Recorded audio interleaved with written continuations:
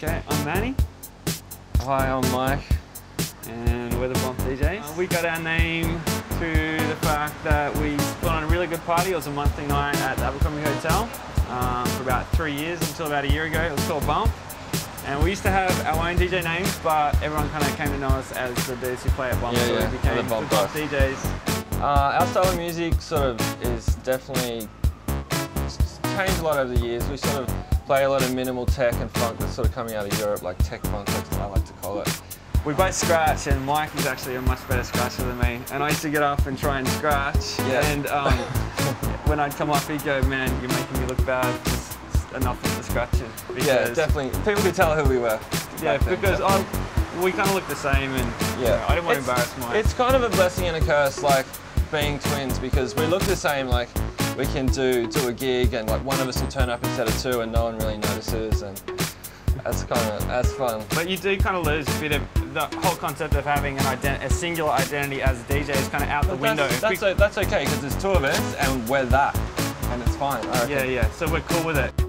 That's an interesting question, because these days, it used to be, if you played CDs, like when you were a DJ, you got noticed as a CJ. You were a DJ, CJ person.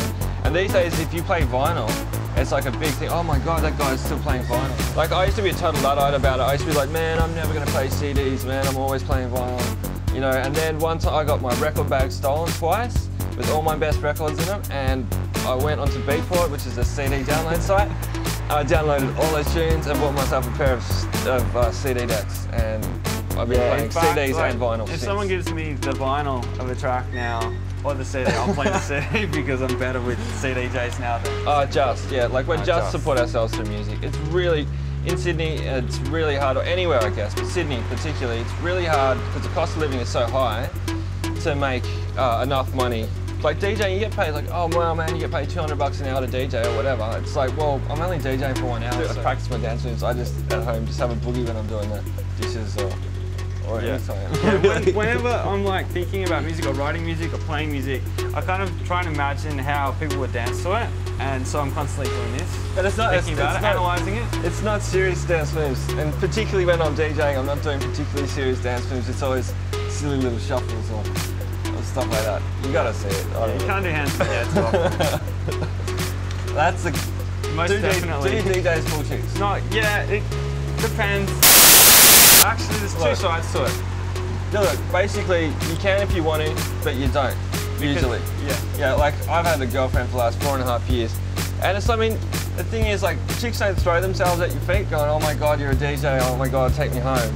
You would maybe get more of an opening way of meeting them. Do you know what I mean? And they may be more impressed than if you're just your average Joe. Do you know what I mean? You've got an angle in to start with. There's an angle in. So if you want to put in the legwork, it's more than available. But yeah, it depends how far you want to go. But for me, I'd just rather hang out with my mates and have a drink, you know what I mean? And also, have a girlfriend. If you're doing like a 3-hour set, like if someone catches your eye or you take someone's kid, by the time you finish, they've usually left. That's a really, really good point. Like people go, oh, DJs, you must pull so many chicks. But the fact is, you're behind the decks and the dude who's on the dance floor is not. And often, you're actually, it doesn't look like it, but when you're DJing, you're really concentrating.